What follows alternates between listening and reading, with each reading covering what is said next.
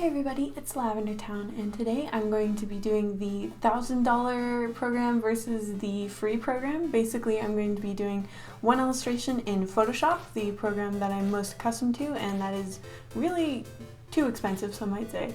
And then I'm going to try to recreate it in Microsoft Paint, which I think almost everyone can agree is one of the most difficult free programs to work with. I was tempted to try to use GIMP or Fire Alpaca or one of the actually good free programs, but I have a different video idea for those. So without any further ado, let's get started.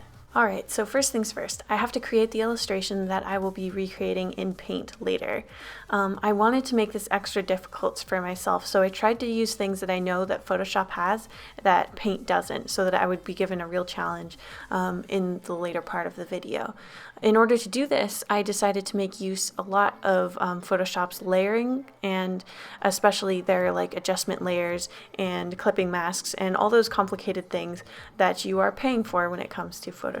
Speaking of which are paying for it, you might have seen it in the thumbnail, but Photoshop is about $1,000 to buy outright. It's a little hard to get an exact number on the cost of buying it outright because in a lot of places Adobe tries not even to let you do that. Basically, they'd rather have you on a subscription service like Netflix rather than actually owning the program and getting to keep it forever.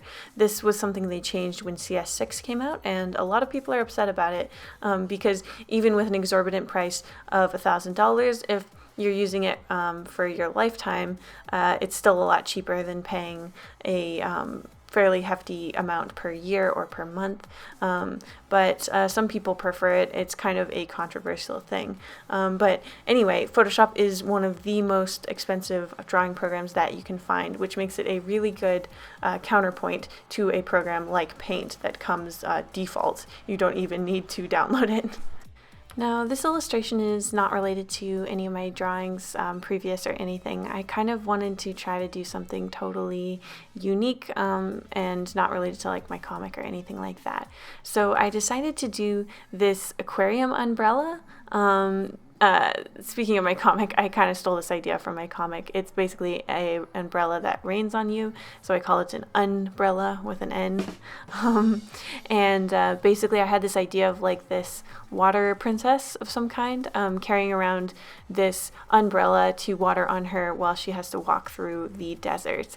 And that's basically the extent of this backstory. I hadn't thought about it much more than this. I just knew that using a water effect like this would be a really good way to show Photoshop's capacity and its capabilities to change line color and to change all kinds of effects. In fact, I probably could have gone a lot more extreme on it, but with my simple cartoon style, if I went too crazy, it would look really weird and out of place. But you can get totally photorealistic water in Photoshop relatively easy if you know what you're doing. So maybe next time I'm showing off Photoshop, I will try to do a more photorealistic attempt. But as for this, I mostly just tried to go with a sort of Studio Ghibli attempt at water, just showing it distorting her face through the umbrella. I'm also using a lot of little gradients and using that as shading because I thought that that was probably something that also wasn't available in Paint. Basically, I was just trying to make this extremely hard on myself, and I succeeded in doing that.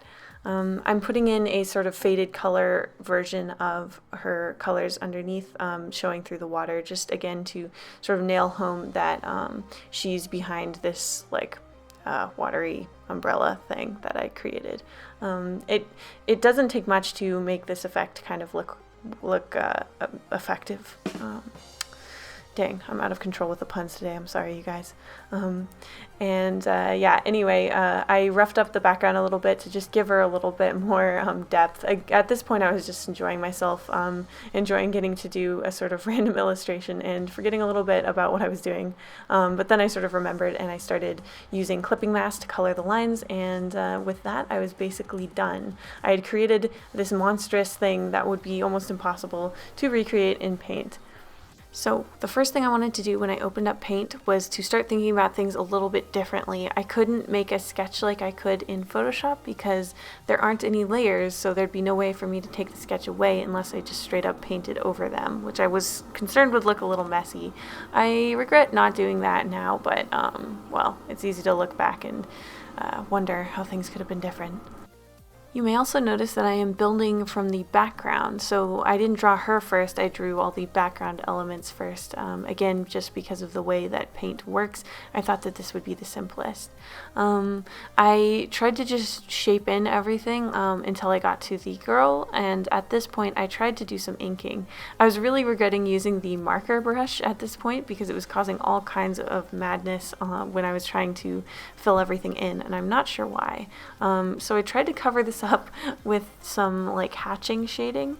It's not even really hatching, it's sort of just scribbling, but yeah, I was just trying to give her some form, give her hair some mass, and trying to cover up all the horrible little pixelated bits that weren't getting filled in properly. I put the goldfish in, and you can also see that I'm working with a limited palette. You can technically go in and pick any color you want, but you can't really you can't do that in one click like you can in Photoshop. You have to sort of deal with the palette they give you or open up a separate window. I had a surprising amount of trouble with this. I was prepared for the no layers, I was prepared for the no pen pressure, but I was not prepared for having my colors relatively limited. But it was an interesting struggle, especially because I used so many blues in my Photoshop, and then I had only like 2 or 3 blues to work with at the start, especially until I figured out that I could pick out any color I wanted. I had to use a more painterly approach and block in things. I figured out that there's like a big flat brush that you can use, and that really helped. But in the end, I think this looks like a bit of a mess, and because of that, I wanted to see if I picked something that I thought would look especially good in paint and use the limitations to my advantage, what that would look like. So I did a little bonus drawing for you guys. I couldn't bear to do another drawing without a sketch, so I decided to do what I did in my no erase challenge, which was to draw a sketch and then move it over and look at it while I worked. That's not as good, of course, as being able to trace your own sketch, and you can see me fumbling with the transform tool in Paint for a while. I don't even know how I got it to copy like that, but somehow I did. Anyway, I'm using it by just looking at it and trying to copy it by sight. And basically I'm just trying to create a drawing that has very minimal palette, so I'm not constantly grabbing for colors that aren't there, and I'm also trying to use big simple shapes, and I thought that that would work the best with the limitations of MS Paint. Now that being said, I've seen people do some incredible things in this program. I just don't know how the heck you guys are pulling it off. Kool-Aid Girl comes to mind right away when you talk about painting in this program. But I am but a novice. This was literally my first time ever drawing in Paint, probably since I was like a kid drawing with it with a mouse back in the day. So anyway, I tried to make this little vampire drawing. I don't know how successful it was, but I can say for certain that limiting my color palette and using mainly shapes instead of really detailed line art helped me a lot. I hope you guys feel not discouraged by this video. I am sure that if I had to, I could learn Paint, and I bet that if Paint is all you guys have access to, you can do incredible work with it too.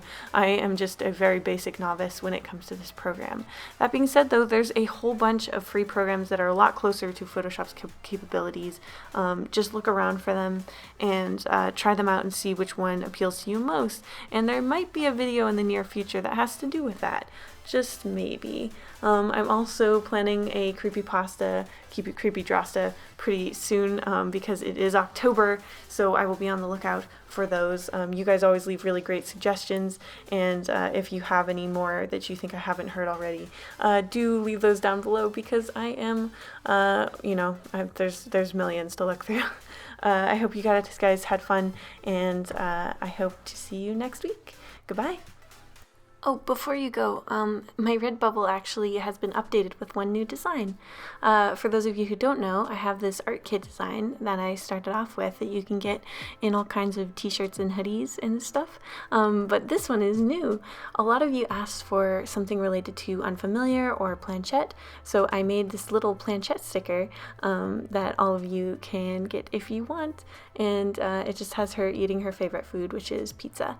You can get it in sticker form, or you can also get it as a throw pillow or a tote bag. So if you're interested in any of that, check out the description box for a link to my Redbubble. And if you have any more merch requests, leave a comment below. Big thank you to my patrons, including Blep, Code, Vilka, Miss Misu, BB Dave, Gaia Mascale, Cat O'Cat, Christy Stewart, Muffins McGee, Painamel, Lachlan MD, Calpompone, Sergeant Pendulum, Enzo Jobert, Yaboy ST, Adrienne Delport, Joelle Turner, Laura Buter, Elizabeth Alvin, Riley James, Superpixel, Angela Taylor, Hallman Kearney, Violet Wilkes, Liblivliba, Kate Meekins, Addie Visual, and Liv Likes to Draw. Thank you so much for your support.